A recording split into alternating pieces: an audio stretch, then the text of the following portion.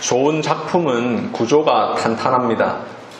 플롯이 잘 짜여 있습니다. 서론, 본론, 결론이 있습니다. 중간중간 복선도 있습니다. 서론 혹은 본론에 살짝 암시된 내용이 결론에서 완성됩니다. 구조만 탄탄한 게 아닙니다.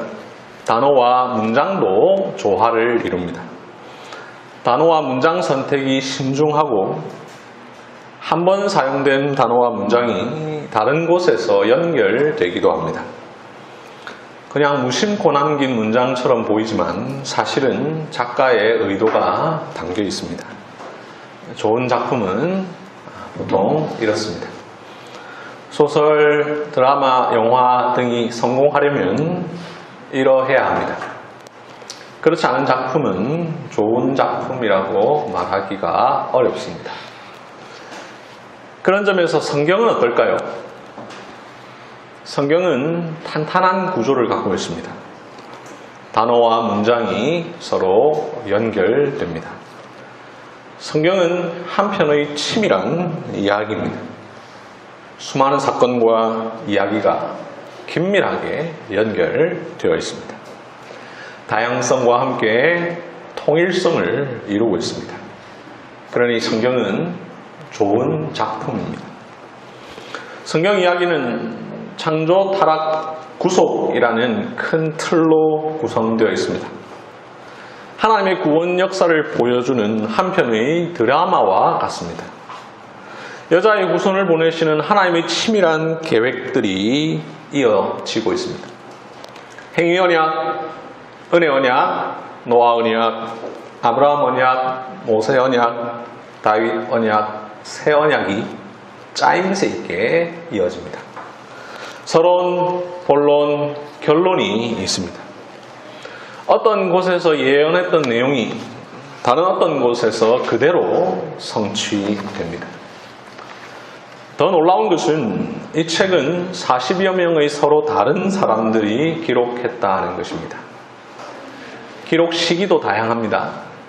모세부터 바울까지 수많은 사람이 기록했고 어떤 저자는 지금으로부터 3,500년 전에 이 책을 기록했고 어떤 저자는 2000년 전에 기록했습니다. 그래서 기록 시기가 1500년 정도 차이가 납니다. 그럼에도 불구하고 마치 한 사람이 쓴 것처럼 느껴집니다. 예, 맞습니다. 40여 명의 다른 사람이 썼지만 궁극적으로 성경의 저자는 오직 한 분입니다. 한 분 성령 하나님의 영감을 따라 성경이 기록되었습니다. 그러니 구조도 단어도 내용도 아주 잘 구성되어 있습니다. 그래서 이 성경은 그냥 중간에 아무 곳이나 탁 펼쳐서 이 말씀은 오늘 나에게 주시는 말씀, 이 문장은 참 좋은 문장, 이렇게 말할 수 있는 책이 결코 아닙니다. 성경은 구절 뽑기를 할 수 있는 대상이 아닙니다. 처음부터 끝까지가 연결된 책입니다.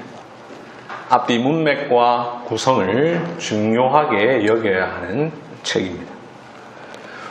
수많은 사람의 기록을 그저 수집해서 편집해 놓은 책이라면 그렇게 아무 곳이나 펼쳐서 보아도 될지 모르겠습니다. 명언 모음집이나 사전이라면 그렇게 해도 될지 모르겠습니다. 그러나 성경은 한 권의 책입니다. 모든 내용이 조화를 이루고 있습니다.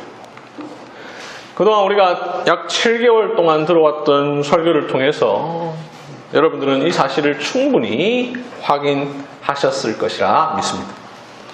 오늘은 오랜 기간 살폈던 이 성경 전체를 이해하기 위한 설교를 마무리하면서 이 사실을 좀 더 구체적으로 확인해 보려고 합니다.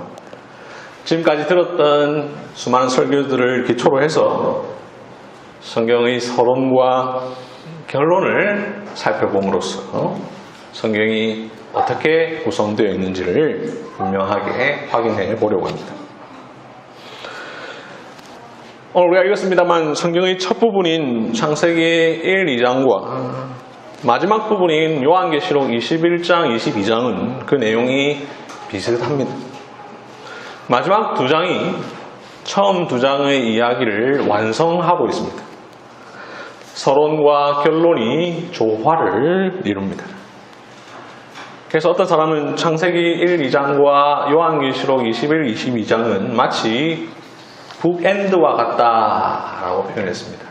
북엔드란 말은 책을 이렇게 세워놓을 때 양쪽에 이렇게 받쳐두는 것이죠. 두 개가 똑같다는 겁니다. 앞에 것과 뒤에 것. 또는 샌드위치의 빵과 같다라고 표현했습니다. 샌드위치 빵 역시 마찬가지죠. 속이 있고 양 겉은 같습니다. 과연 그런가 한번 볼까요? 먼저 요한계시록 21장 1절부터 3절 말씀을 보시면 1절에는 새 하늘과 새 땅이 나옵니다. 또 내가 새 하늘과 새 땅을 보니 라고 말씀하죠. 2절에는 새 예루살렘 성이 나옵니다. 또 내가 보매 거룩한 성 새 예루살렘이 하나님께로부터 하늘에서 내려오니 3절에는 하나님의 임재가 나옵니다.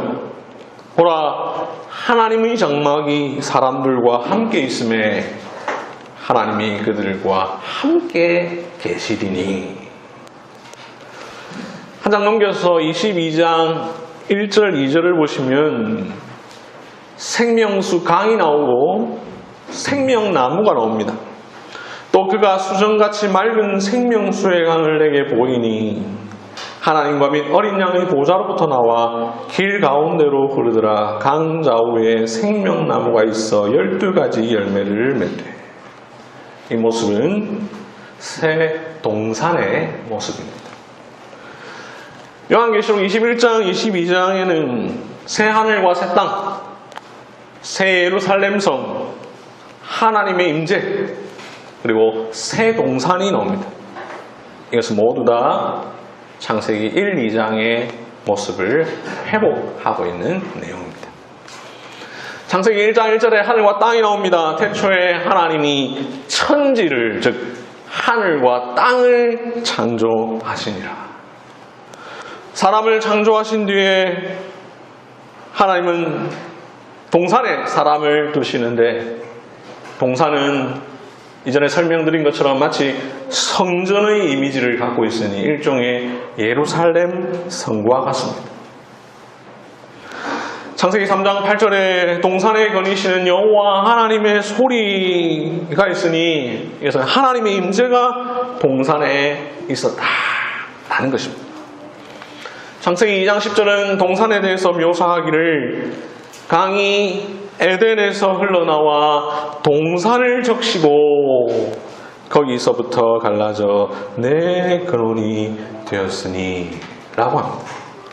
그리고 동산 중앙에는 생명나무가 있었습니다.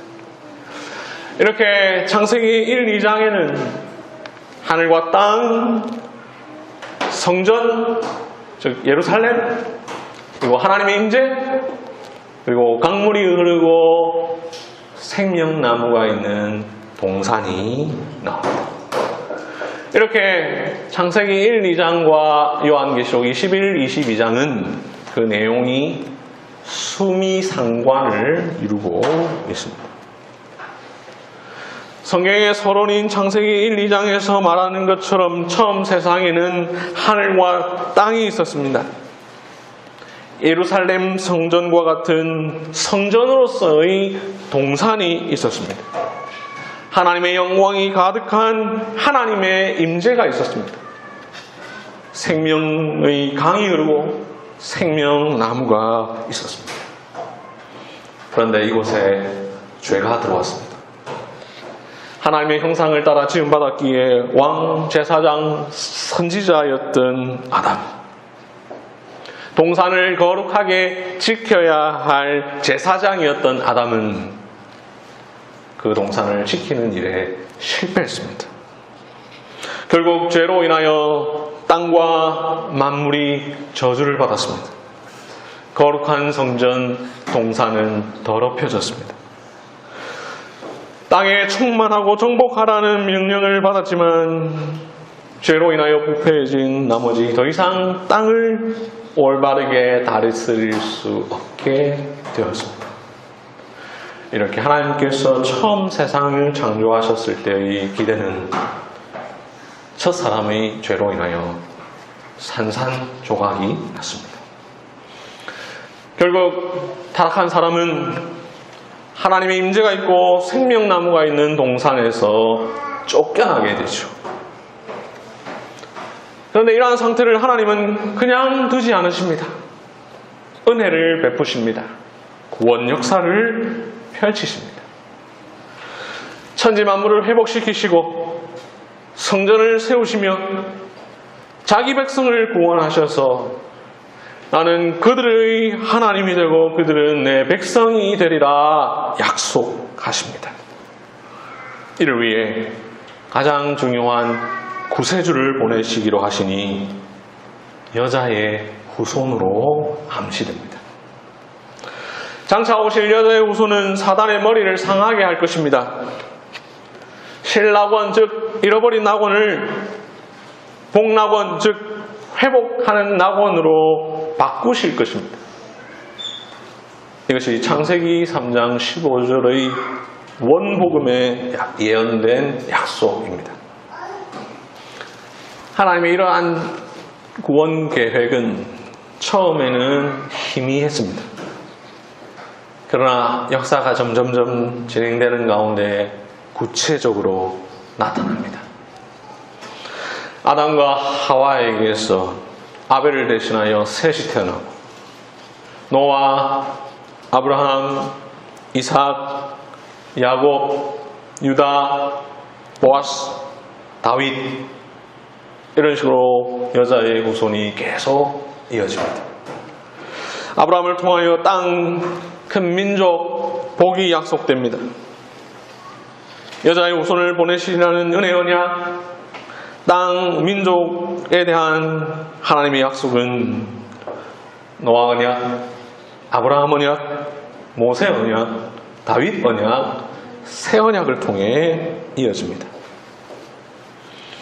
하나님은 약속대로 아브라함에게 자손을 주십니다. 땅을 주십니다. 복을 주십니다.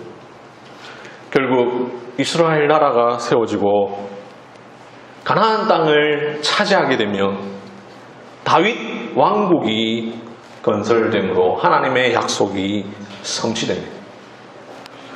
이렇게 여자의 후손이 오기까지 아브라함이 사용되고 이스라엘 민족이 사용되며 다윗 왕국이 사용되었습니다. 하나님의 구속 역사가 구약의 언약 역사 안에 가득합니다. 구약 역사의 전체 흐름은 동산에서 시작하여 하나님의 도시, 하나님의 나라를 향하여 전진해 갑니다. 그러나 하나님의 언약과 구원이 성취되는 가운데에 그렇지 않아 보이는 때가 있습니다. 왕국이 분열되고 또 왕국 모두 이방 국가에 의해 멸망을 당합니다. 백성들은 포로로 끌려갑니다. 과연 하나님의 언약은 성취되는가? 이러한 때에 하나님은 선지자를 통하여 자신의 언약을 분명하게 해주십니다. 오늘 읽은 이사야 65장 17절부터 19절 말씀을 보십시오. 이사야 65장 17절부터 19절 말씀을 보면 17절 위에 그 소제목이 새 하늘과 새 땅 창조입니다. 오늘 우리가 계속해서 보게 될 요한계시록 21장과 관련되죠. 이사야는 65장 17절에서 새 하늘과 새 땅이 창조될 것을 말합니다. 18절에서는 새 예루살렘 성이 임할 것을 예언합니다. 멸망 가운데서도 하나님의 언약은 결코 멈추지 않을 것이라는 사실이 재확인됩니다. 에스겔서 37장 24절부터 28절 말씀을 봅시다. 이 구절은 지난주에 우리가 보았던 예레미야 31장에 나오는 새 언약과 같은 주제를 다루고 있는 본문입니다. 예레미야 31장에는 새 언약이라고 표현되었는데 그것을 32장에서 영원한 언약이라고 표현을 했는데 여기 에스겔서에서는 37장 26절에 화평의 언약 그리고 영원한 언약이라고 표현합니다. 이 언약의 내용을 보면 24절, 25절을 보시면 다윗이 이미 죽고 없는 시대에 에스겔은 말하기를 다윗이 그들의 왕이 될 것이라 라고 말합니다. 그래요. 25절에 야곱에게 준 땅, 그 조상들에게 주신 약속의 땅에 다시 거주하게 될 것이다 라고 말을 합니다. 26절, 28절은 하나님의 성소가 그들 가운데 세워져 영원토록 그들 가운데 있을 것이라고 말합니다. 27절은 나는 그들의 하나님이 되고 그들은 내 백성이 되리라 라고 말합니다. 비록 이스라엘은 멸망 가운데 있고 다윗 왕가는 처참하게 박살났고 하나님의 약속의 땅 가나안은 빼앗겼고 하나님께서 세워주신 거룩한 성소 예루살렘 성은 회파되었는데 땅, 자손, 복, 하나님의 임재와 같은 하나님의 언약은 반드시 성취될 것이다 라고 약속합니다. 마침내 여자의 몸에서 아들이 태어났습니다. 여자의 후손이 아담과 아브라함과 다윗의 자손으로 오셨습니다. 아브라함에게 약속한 씨의 성취로 오셨습니다. 다윗 왕국의 왕위를 이어 예수님께서 오셨습니다. 성전으로 오셨습니다. 새 언약을 성취하셨습니다. 그 이름은 임마누엘, 즉 하나님께서 우리와 함께 계시다. 하나님의 임재로 오셨습니다. 하나님은 타락한 창조 세계를 죄로부터 구원하시려고 자신의 아들을 이 땅에 보내셨습니다. 예수 그리스도는 우리를 구원하실 뿐만 아니라 창조 세계를 다시 회복하십니다. 그렇게 오신 예수님은 아담과 이스라엘과 다윗 왕가가 실패한 일들을 회복하십니다. 마침내 십자가에 달리십니다. 은혜 언약대로 여자의 후손 예수님은 사단의 머리를 상하게 하십니다. 십자가를 통해 사단은 패배했고 사람은 아담이 잃어버린 왕제사장 선지자의 직분을 되찾게 되었습니다. 예수님은 새 창조의 첫 사람으로 오셨습니다. 예수님의 구속 사역을 통해 새 창조가 시작되었습니다. 이제 우리는 새 하늘과 새 땅, 새 생명을 누립니다. 그러나 아직 절정이 남아 있습니다. 이미 이루어졌지만 아직 완성되지 않았습니다. 그리스도께서 다시 오실 그때에 시작하신 그 일을 완성하실 것입니다. 빌립보서 1장 6절 너희 안에서 착한 일을 시작하신 이가 그리스도 예수의 날까지 이르실 줄을 우리는 확신하노라. 로마서 16장 20절 평강의 하나님께서 속히 사단을 너희 발 아래에서 상하게 하시리라. 1세기 중엽을 지나 로마 제국의 위세가 심해지는 때에 사도 요한이 음성을 듣습니다. 그리고 계시의 말씀을 기록하니 바로 성경의 제일 마지막 책 요한 계시록이죠. 요한은 이 계시를 통해 고난받는 교회를 위로하고 권면합니다. 신실하게 하나님의 어린 양을 따른다는 이유만으로 고난받지만 인내하는 자들에게 하나님은 새하늘과 새 땅에서 누릴 복을 주실 것이다 라고 위로합니다. 요한은 여러 가지 이야기를 길게 한 뒤에 제일 마지막 21장과 22장에서 미래에 있을 새하늘과 새 땅, 하나님의 임재가 가득할 평화의 도시 새 예루살렘 성, 예수 믿는 자들이 거하게 될 새 동산을 생생하게 묘사합니다. 요한이 말하는 새하늘과 새 땅, 새 예루살렘 성, 하나님의 임재, 새 동산은 사람이 범죄하기 전 창세기 1, 2장에 있었던 것들의 회복입니다. 먼저 새하늘과 새 땅을 이야기합니다. 요한계시록 21장 1절, 내가 새하늘과 새 땅을 보니 처음 하늘과 땅이 없어졌고, 요한이 본 환상에는 새하늘과 새 땅이 있습니다. 이제 더 이상 처음 있었던 그 하늘과 땅이 없습니다. 처음 하늘과 땅은 죄로 인하여 오염되었는데 이제 새로운 하늘과 땅이 그 자리를 대신합니다.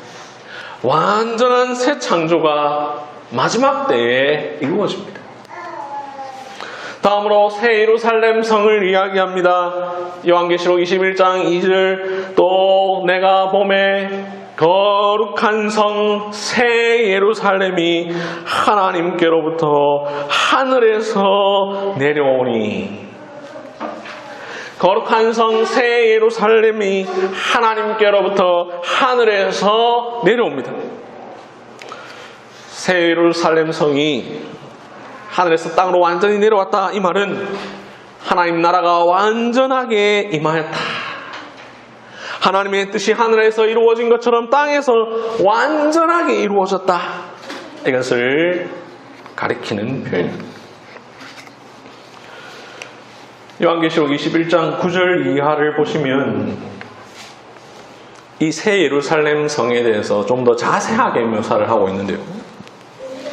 11절에 보면 하나님의 영광이다 라고 말을 합니다.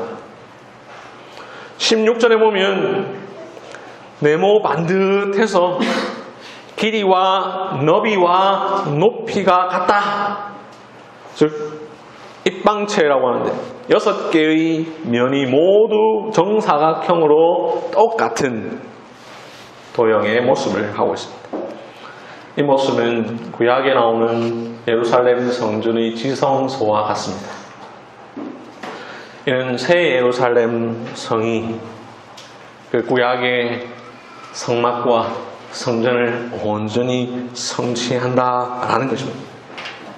마지막 때에는 이 새하늘과 새 땅이 다 하나님의 지성소가 된다라는 것입니다. 하나님의 임재와 하나님의 영광이 완전하게 나타난다라는 것입니다. 하나님의 임재와 영광이 동산에서 잃어버렸지만 하나님께서 성막과 성전과 교회를 통하여 그것을 회복시키셨는데 이제 마지막 때에 이 새 예루살렘 성을 통하여 완전하게 회복하실 것입니다. 12절에 보면 12개의 문에 이스라엘 자손 12지파의 이름이 기록되어 있다라고 되어 있습니다. 14절에 보면 12기초소 위에 12사도의 이름이 있다라고 되어 있습니다. 여러분 12지파는 구약교회 이스라엘을 의미하죠. 12사도는 신약교회를 의미하죠. 사도는 교회의 기초입니다. 그러므로 이 영화롭게 된 도시 새 예루살렘은 구약과 신약 시대의 모든 성도들이 함께 거주하는 하나님의 집입니다. 이곳에서 아담부터 바울까지, 그리고 우리까지, 우리 이후에 올 하나님의 백성들 모두가 함께 모여 한 분 주님 예수 그리스도의 통치 아래 함께 거주합니다. 새 예루살렘 성은 성전의 완성입니다. 이제 완성된 지성소로서 하나님의 영광이 온전히 임하는 장소입니다. 그렇기에 거기에는 죄, 죽음, 사단이 최종적으로 완전히 제거되고 하나님의 백성은 영원토록 하나님의 임재 안에 있게 될 것입니다. 그래서 요한계시록 21장 22절은 이렇게 말씀합니다. 성 안에서 내가 성전을 보지 못하였으니 이는 주 하나님 곧 전능하신 이와 어린 양이 그 성전이심이라. 더 이상 성전이 필요 없습니다. 그곳에서는 어디서나 하나님의 임재를 완전히 경험할 수 있습니다. 아무것도 방해할 수 없는 교제 가운데서 하나님과 어린 양이 자기 백성과 함께 새 창조에 거하시며 이 새 창조를 하나님의 백성으로 가득 채웁니다. 다음으로 하나님의 임재가 있습니다. 요한계시록 21장 3절 중간 부분을 보시면 보라 하나님의 장막이 사람들과 함께 있음에 하나님이 그들과 함께 계시리니 라고 말씀합니다. 하나님은 원래 첫 동산 에덴에 있는 동산에서 늘 거니셨습니다. 즉 하나님의 임재가 동산 안에 가득했습니다. 그러나 죄로 인하여 타락한 인간은 그 동산에서 쫓겨남으로 하나님의 임재를 잃어버렸습니다. 그런데 이 새 창조의 때에 하나님의 장막이 사람들과 함께 있습니다. 장막은 하나님의 임재를 상징합니다. 장막은 거슬러 올라가면 그리스도인, 교회, 예수님, 성전, 성막, 동산으로 이어집니다. 무엇보다도 요한복음 1장 14절이 말하는 대로 예수님은 말씀이 육신이 되어 우리 가운데에 장막을 치신 분이셨습니다. 그런데 새하늘과 새 땅, 새 예루살렘 성이 임한 곳에 하나님의 장막이 사람들과 함께 있습니다. 동산, 성막, 성전을 성취하신 그리스도께서 재림하실 때 하나님의 장막이 영원토록 사람들과 함께 있을 것입니다. 하나님이 그들과 함께 계시리니. 방금 3절 중반 부분을 봤는데요. 다음으로 이어지는 구절을 자세히 봅시다. 그들은 하나님의 백성이 되고 하나님은 친히 그들과 함께 계셔서. 이 말씀은 우리에게 익숙한 표현이죠. 은혜 언약이 나타날 때 하나님께서 주시는 말씀입니다. 언약에 나오는 공식적 문장이라고 할 수 있습니다. 특별히 지난주에 예레미야 31장 이 새 언약을 보았는데 거기에도 이 문장이 나옵니다. 요한은 이러한 언약 공식을 말함으로써 이 새 창조가 하나님의 언약의 완전한 성취다라는 사실을 우리에게 가르쳐 줍니다. 한 장 넘겨서 요한계시록 22장 1절 2절을 봅시다. 또 그가 수정같이 맑은 생명수의 강을 내게 보이니 하나님과 및 어린 양의 보좌로부터 나와 길 가운데로 흐르더라. 강 좌우에 생명나무가 있어 12가지를 맺되 달마다 그 열매를 맺고 그 나무 잎사귀들은 만국을 치료하기 위하여 있더라. 창세기 2장을 보면 본래 이 동산에는 강이 에덴에서 흘러나와 동산을 적시고 거기로부터 4개의 강이 근원이 되어 흘러간다라는 말씀이 나옵니다. 새 창조 때에 수정같이 맑은 생명수 강이 하나님과 어린 양의 보좌로부터 흘러나와 길 가운데로 쭉 흐릅니다. 회복된 동산의 모습입니다. 창세기 2장의 동산에는 선악을 알게 하는 나무와 함께 생명나무도 있었습니다. 생명나무가 몇 그루였는지 명확하게 표시하고 있지는 않지만 단수로 표현되고 있으니 분명 한 그루였던 것이 분명합니다. 그런데 새 창조 때에는 강 좌우에 생명나무가 있어.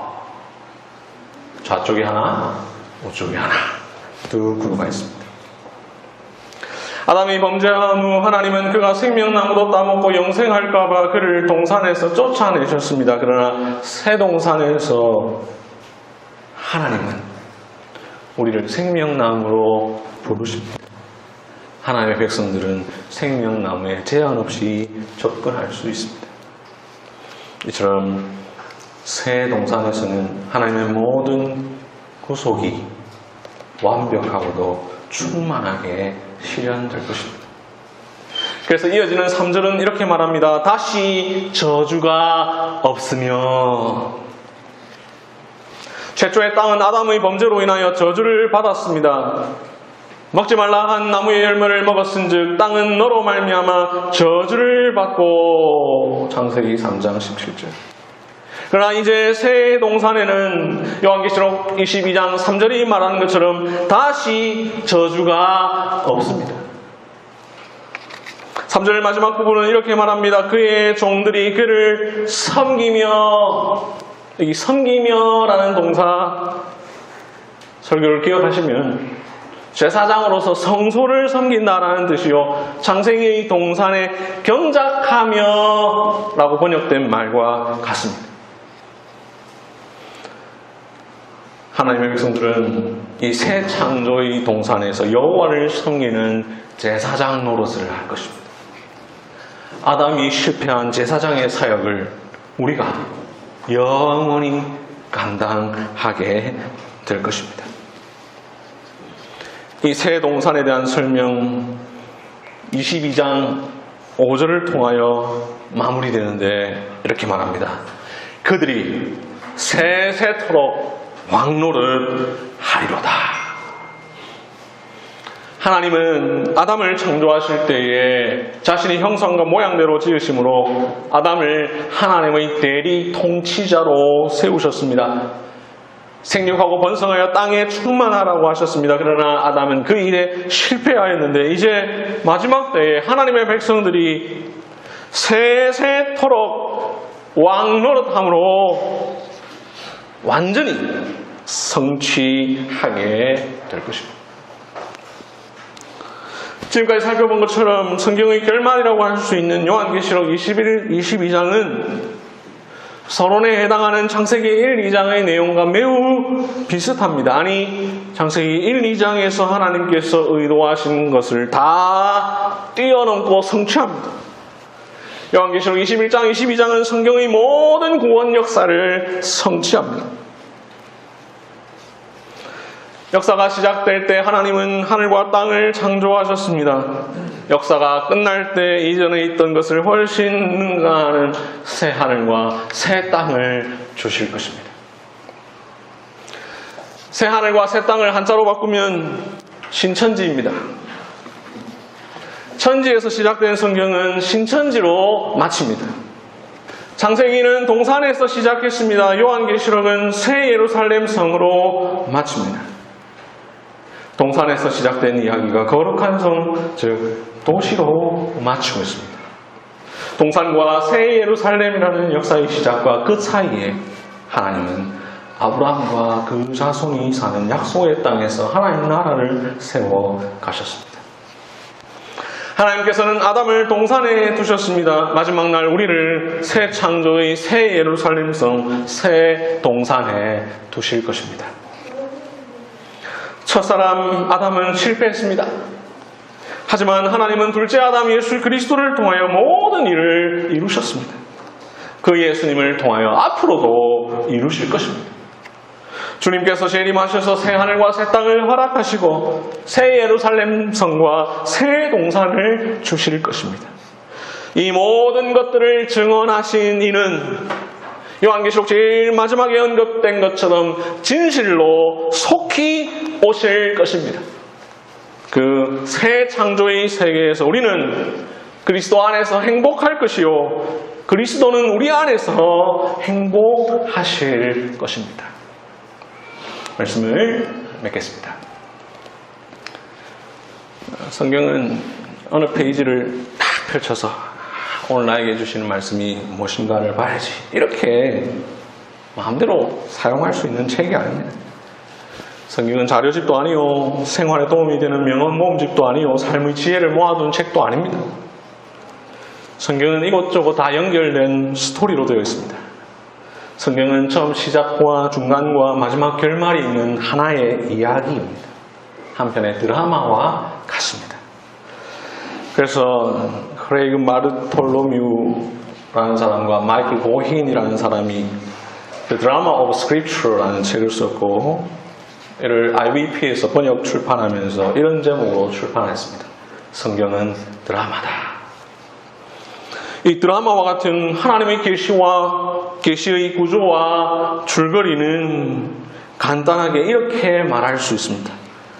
창조, 타락, 구속, 새 창조. 이러한 탄탄한 구조로 이루어진 탁월한 작품입니다. 아니, 이 세상의 그 어떤 작품과 비교할 수 없는 하나님의 거룩한 말씀입니다. 그 말씀의 요점을 다시 정리해 보겠습니다. 하나님은 태초에 천지, 즉 하늘과 땅을 창조하셨습니다. 자신의 형상과 모양대로 사람을 지으셨으니 사람은 원래 하나님을 대신하여 세상을 통치하는 대리 통치자였습니다. 그래서 사람을 지으신 뒤에 동산에 두셨고 그곳을 섬기며 지키게 하셨으며 생육하고 번성하여 땅에 충만하라라고 말씀하셨습니다. 하나님의 임재를 동산을 넘어 온 세상에 가득 채울 것을 명하셨습니다. 그러나 사람은 동산에 죄가 들어오게 만들었고 하나님의 임재를 상실하였습니다. 죄로 인하여 사람과 모든 피조물은 타락했고 저주를 받았습니다. 하나님은 죄인들을 벌하셨고 자신의 임재를 상징하는 동산에서 내쫓으셨습니다. 하나님이 그러한 가운데서도 은혜를 잊지 않으셨습니다. 여자의 후손을 약속하셨습니다. 사단의 머리를 상하게 할 자를 보내실 것이라 하셨습니다. 그리하여 하나님은 여자를 통해 생육케 하시고 번성케 하십니다. 아이를 낳지 못하는 여인들을 통하여 후손들을 보내십니다. 구속 역사 속에서 성막, 성전, 그리스도, 성령, 교회를 통해 하나님의 임재를 회복해 가십니다. 궁극적으로 하나님께서 지으신 처음 세상을 온전히 회복하자 하셨습니다. 마침내 여자의 후손이 오셨습니다. 그분은 참된 하나님의 형상이요 둘째 사람이며 마지막 아담이십니다. 하나님의 아들이십니다. 왕, 제사장, 선지자이십니다. 예수 그리스도이십니다. 그 예수님은 참 성전이시니 말씀이 육신이 되어 우리 가운데 장막을 치셨습니다. 예수님은 우리를 위하여 십자가에 달려 죽으신 뒤에 다시 살아나심으로 우리를 구속하셨고 만물을 회복시키셨습니다. 이로 인하여 이미 이루어진 구원이지만 아직 완성되지 않았습니다. 완성은 미래에 일어날 것입니다. 요한이 말한 대로 장차 하나님은 새 하늘과 새 땅을 창조하실 것입니다. 새 예루살렘 성을 건설하실 것입니다. 우리는 그곳에서 하나님의 임재를 영원히 온전히 경험할 것입니다. 그곳에는 더 이상 죄도 없고 저주도 없고 슬픔도 없고 눈물도 없고 아픔도 없을 것입니다. 하나님이 만물을 새롭게 하실 것입니다. 이 모든 일을 하나님이 친히 이루실 것입니다.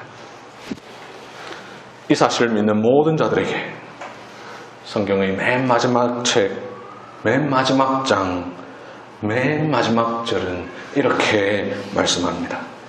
주 예수의 은혜가 모든 자들에게 있을지어다. 아멘.